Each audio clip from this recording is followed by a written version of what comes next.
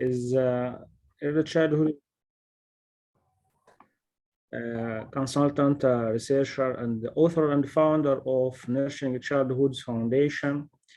She has a great effort with us from the beginning to establish this foundation here for the Arab world and all children all over the world.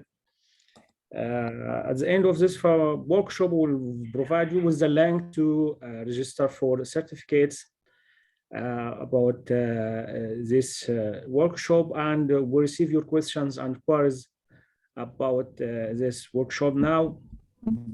Let Dr. Kathryn to begin her workshop. Welcome, Dr. Kathryn, again, and thank you and appreciate your work and effort with us in this foundation. Thank you. Thank you. Thanks very much. Right, if you would like to give me control to share screen, and then I can share. Okay, I think. Yes, now Dr. Kathryn. Yes. Chair, you can share now, Dr. Kathryn, the screen, I think. Okay, let me try again. Chair, you can share now. No, I'm still not able to. I'm being told that the host has disabled it, so I'm not sure who the host is today. And Dr. Kathryn, now you can share it. Chair, try to share now. Yes. Yeah, all good. Okay, so can everybody see my shared screen? We see it. Wonderful, wonderful. Right, okay, well, first of all, I'd just like to say how wonderful it is to be here with everybody today, and what an honor it is to be part of such an amazing foundation. And thank you all for tuning in today and listening to the talk that I have for you.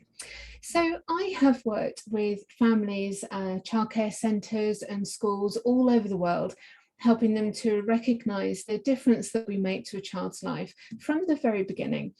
And not by the toys that we buy them or the programs we enroll our children on, but through every experience that we share. But to do this effectively, you need to know and understand how your child is growing and developing and the experiences that they need. And you need to be supported in ways of offering these experiences. So to that end then, I have developed a suite of online talks and resources that you can access at Nurturing Childhoods. And over the next 4 talks, what I'm going to do is to share some of this knowledge and experience with you. In my first talk then, that I'll give you today, we're going to look at nurturing childhoods in the early years. I'm going to talk to you about the positive practices that you can begin right from the start to give your child the best opportunities for success. And then in my second talk next week, we'll explore a session from the secure child as we look at understanding your child's emotions, how and why your child's emotions are developing and the purpose they serve, how you can best support them. And then in the third workshop, I'll take a look at a talk from the happy child as we look at developing your child's social skills. From the minute your child is born, these are developing, and as children with well-developed social skills tend to be happier, more accepted by their peers, and tend to do better academically, it's how all of this is happening that this third talk is going to focus on. And then in my fourth talk, I'm going to take a look at one of the sessions from the learning child as we look at supporting lifelong learning in the years before school. When we think of our children going off to school, we can become overly concerned with the skills and abilities that our children have yet to master, such as how well they can recognise their letters or numbers. But in this session, I'm going to help you see the deep-rooted features of lifelong learning that you can offer your child during these years, as we remember that it is their love of learning that is so much more important than how much learning you can squeeze in. As I go through the talk, I'm going to use the same structure of knowledge, understanding and support that I use throughout my courses, so that you get familiar with what's to come and you can make the most of the information the talk contains. And to help you navigate your way through as I speak, please just look at the bar across the top. The fact that you are tuning in today and listening to these talks suggests that you're aware of the impact that lifestyle and choices that we make around our children have on their development, affecting them in both positive and negative ways. And these effects begin right at the very beginning, even before conception, as the choices you make and the practices you follow impact your child in ways that may affect them for life. But when we consider the phrase preparing your child for life, many different things may come to mind. You may think about personal qualities and life skills, such as being confident, courageous, or humble. You may consider professional skills, such as being financially independent, able to set and achieve their own goals, while remaining motivated and engaged with all the world has to offer. Or you may think more about their ability to lead a happy and healthy life, maintaining a positive attitude and bouncing back when life becomes difficult.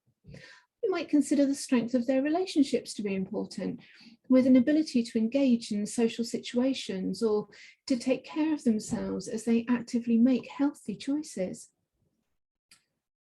But in some instances, the difference that we make to our children take root very, very early on. What may seem as only a slight or barely considered change in our behaviours can have a staggering impact when we view them in the long term. But are you aware of just how far back you've got to go to see the impact of the choices that you've made, and just how early positive choices will start to have a positive effect? Did you know, for example, that your child's ability to sit at a school desk with enough comfort to concentrate on the lesson began with the time they spent laying on their tummy as a baby? That their vocabulary when they start school will depend heavily on how much they're spoken to from birth. And the ease with which they take to reading and spelling will depend on the moments of quietness they were given when they were in their early years, and they were given those opportunities to hear subtle differences in sound. In this talk, I'm going to have a look at some of these differences that you can introduce to your routines and practices from day one and have that significant long-term impact on your child. That said, recent studies in epigenetics are suggesting that how well we function later in life could even be impacted to some degree by the choices and actions even our ancestors made long before our conception, affecting not only the outcomes of your child, but of their children too. So do take a look at this fascinating work if it's of interest to you. But for now, we'll consider your family, securing the knowledge that the choices you're making now will have the potential to positively impact future generations. So let's get started then. In this talk, we are going to look at how your child's growth and development is impacted by events going on all around them, even before they were born. We'll look at how the effect of diet and stress can affect an unborn child, and how the decisions you make can have such a big impact on your growing child. It used to be thought that during pregnancy, your unborn child is somewhat of a passive bystander, protected from negative influences of your physical and emotional environment by the placenta.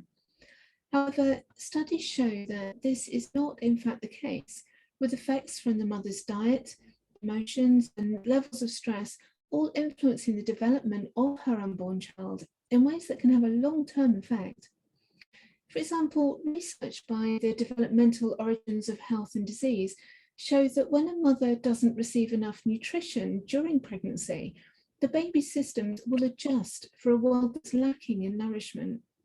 If they're then born into a world of plenty, where more than enough nourishment is consumed, significant issues are seen to arise. This effect is even being considered as a reason for the rapid increase in obesity and type 2 diabetes in some nations. Other studies have clearly illustrated the effects of pregnancy on the years that follow. For example, the Dutch Hunger Winter Study. Between October 1944 and May 1945, the German army stopped food supplies reaching large areas of Holland, affecting the nutrition and stress levels of many women who were pregnant or conceiving at the time. Then, come the 1960s, when all Dutch male children were being called up for compulsory military service on their 18th birthday, information was gathered regarding their background and numerous psychological tests were completed. When researchers in 1998 compared this data, young men who had been in the womb during the time of the famine were shown to be statistically more likely to have developed all kinds of problems, such as alcoholism and drug abuse, and to have more behavioural and mental issues. Post-traumatic stress symptoms were more recently recorded in large numbers following the destruction of the World Trade Center in New York in 2001, after which higher numbers of babies were born with a small head circumference at birth, a good indicator of brain volume. Children born of mothers pregnant during a major ice storm in Quebec in 1998 have been studied for 2 decades, with participants more prone to anxiety and depression from the age of 4 and on into their early teens. Lower birth weights, decreased fine motor skills, and lower intellectual abilities have also been noted in these children, all of which indicates the effects we can have on our children from the care they receive even before we give birth to them. But how is this possible? What exactly is happening? When we experience stress, cortisol, the stress hormone, is released into the bloodstream as our body readies its reaction to that perceived threat. Unlike other substances, cortisol can cross from the placenta, from mum to the unborn child, with few ill effects if it's a rare occurrence. However, if an unborn child is repeatedly exposed, they'll adapt their cortisol responses, preparing themselves for a world that their mother has perceived to be stressful and potentially hostile. This adaptation affects the way that they manage stress and anxiety, and it limits their ability to concentrate on other things, to maintain attention, and has effect on their behaviours in similar ways to signs of conduct disorder and attention deficit hyperactivity disorder, ADHD. This adaptation to threat could be life-saving if a child was to be born into a hostile world where the levels of focus and excess energy, heightened fear and readiness to react with that alert aggression is needed. However, if instead they're born into a more typical life where they're required to concentrate and pay attention with more stable emotions, they are going to struggle. These children are often found to react with heightened emotions. They may be quick to cry, to appear helpless, or to react with anger. It doesn't seem to matter when stressful events occur or what type of stress is involved. Every significant event can have an effect, increasing in risk with each occasion. So let's take a look then at what we can do about it. Arguably, stress at some level is a part of life, and 9 months of being pregnant is a long time to go without it. And that's before someone hands you a baby. We all feel stress in our lives. Sometimes it can be extreme or unexpected. For others, it's an ongoing reality, felt at a lower level, but constant part of their life. You're never going to remove stress altogether, and worrying about it will only make it worse. But now that we're aware of how important it is to consider stress and its effects on our children, even before they're born, we can be more mindful of it. So let's look then at your child's growth and development during these first years and see how a safe, secure environment is so important in nurturing this. While stress during pregnancy will decrease the risk of problems, this doesn't mean that every child born from a stressful pregnancy or who's experienced a stressful environment is automatically going to go on to have problems. When children experience a nurturing environment, they have an enormous potential to change. Developmental plasticity, something I look at in my talk on brain development, allows you to put the right measures and support in place, provided that you have an understanding of your child's development, you know what their behaviours may be telling you, and you're supported in the actions that you can take. Through my talks that you can find in Nurturing Childhoods, I'll take you through all of these things, but for today, let's take a look at some of the main concerns that parents approach me with. Firstly, when children don't behave quite as you might like them to. I'm sorry to say that at certain ages during your child's development, they are going to seek to rebel. And as difficult as this may be at the time, it's a natural part of their development and to be anticipated as your child establishes their own identity. At 2 years old, they are beginning to see themselves as a separate person, a huge developmental milestone. But when they start experiencing this, they'll often rebel against their closest caregiver, typically mum, as they realise, I can be me apart from you. This comes at the same time as they discover their new favourite word, no, and often the phrase, me do it, me do it. They're still really egocentric at this point, and you'll see this when they often use that word me, but they may insist on dressing themselves with some remarkable combinations and mistakes. They may struggle against spending any amount of time in their pushchair when they want to walk and be desperate to do everything for themselves. At 5 years old, they're looking to rebel against both parents. For mums, we've already been there, so it's a little bit easier. But for dads, this can come as a huge shock as their child takes great pride in publicly contradicting them. That's not what you said, Daddy. But don't worry, during puberty, they will seek to rebel against an entire older generation as family, teachers, and authority can all come under fire. They may express this through the way they dress or style themselves, their music tastes, or their attitudes as they seek to find themselves in ways that I will look again in more detail on my talk on teenagers in the secure child. As your child grows and develops, they will pass through a number of different phases, some of which you'll be expecting, others may come at you straight out of left field. I remember my son getting to around 9 months old and seeming to figure out that it was so much more fun to give me a hard time at bedtime when our nighttime routines have been running smoothly for months. Children need a safe environment in which to grow emotionally, socially, and academically as they gain a sense of who they are, where differences are accepted and respected. Their interests may be different from what you may have liked, or they may take longer to master something that you found easy, but they'll respond best when they can explore their own choices and with the opportunity to learn from their own decisions. They'll look to you for guidance and support, but an overbearing or controlling style of parenting will diminish your child's capacity to cope with change or adversity when you're not there to take that control for them. So what can we do to support this process then? Well, the first thing to remember as you grapple with all of these often overwhelming demands is that children are children. They have immature social skills.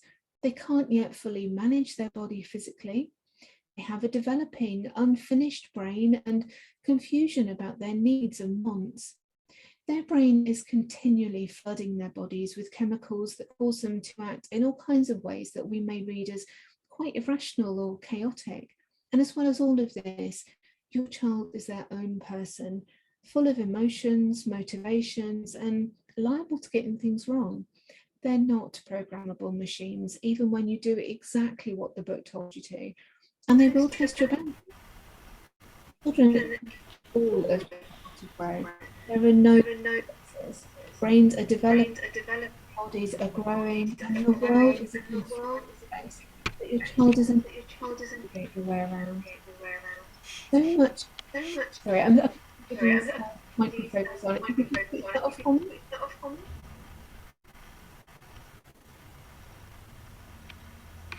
Okay, I'm not sure there's some bodies we are, but I'm afraid it's giving an echo.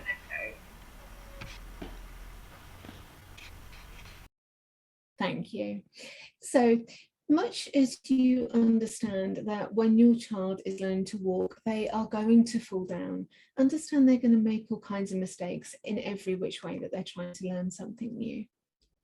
So let's take a look then now at how you can support your child as you begin to guide them through this period of rapid growth and development. Firstly, you need to support your child's well-being. As you get to know your child and their developments, you can learn to really see them, observing their actions and hearing their words on a different level. Young children live in the moment, so don't expect their actions or decisions to be based on any real consideration of the future or discussions you may have had last week. Mistakes and accidents are normal and are far more frequent when your child's feeling pressured, rushed, or trying to manage an unexpected change. As they explore, grow, and develop, try to avoid unconsciously judging or criticizing them, and instead reassure them with calm voices and gentle tones that remind them that they're valued and safe, even when mistakes are made. Support their growing independence by making them responsible for simple chores around the house, such as feeding the family pet, putting mats on the table for dinner, or putting the blocks back in the box. You may often need to help and remind them of their jobs, but you may be surprised at how capable they are as they enjoy becoming an important, contributing member of the family home. And most importantly, enjoy them in the here and now, rather than expecting more mature responses or behaving like the person you want them to be. If you want to enhance your child's development, there are many things that you can actively do, much of which I explore throughout my talks, but my top tips for today are firstly, to support your child's communication. Talk to your child a lot from day one. It makes a huge difference, increasing the numbers of words that your child will hear by the time they start school by millions. This impacts their social skills, their vocabulary, and their ability to communicate, all of which they're going to need to do well in that school classroom. And actively hear them as they discover that their thoughts and feelings, that the thoughts and feelings that they're showing are worthy of being heard. You might even want to teach your baby some sign language. Even a few words of baby sign will offer them a way to communicate from a really young age, enhancing many aspects of their cognitive function, something to look at in early communication with your child. Next, support your child's engagement. Give them lots and lots of opportunities to be active, including time on their tummies from the first months of life.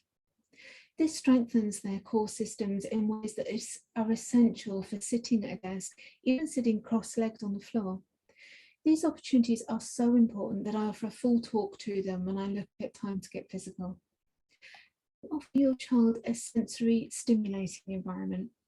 Stimulating your child's senses is hugely important for their development, so consider how they're using their senses every day and try to avoid watching TV until about the age of 2.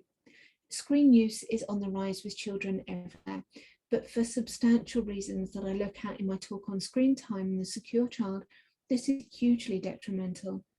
Engagement needs to be a two-way exchange in ways that screens simply can't offer. You should look to support your child socially and emotionally. So offer them lots of opportunities to develop their social and emotional skills, with frequent opportunities to interact with other children, especially as their play develops. Children learn by watching and copying everything and everyone around them. So as you play together, show them the behaviours that you want from them, of sharing, taking turns, and helping each other.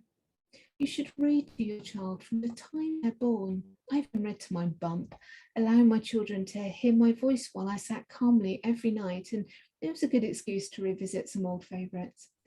Picture books with bright images will keep your baby entertained, while books that your toddler can touch and manipulate will keep them enthralled, especially where rhyme and rhythm are a feature. So make this a special time for the two of you while they become familiar with books and the enjoyment that reading can bring. These experiences in their early years will increase the likelihood of your child becoming a good reader more than any amount of time you spend with letters on flashcards. And most of all, give them time to just be. Give your child opportunities to experience stillness, connectedness, and moments of centered well-being.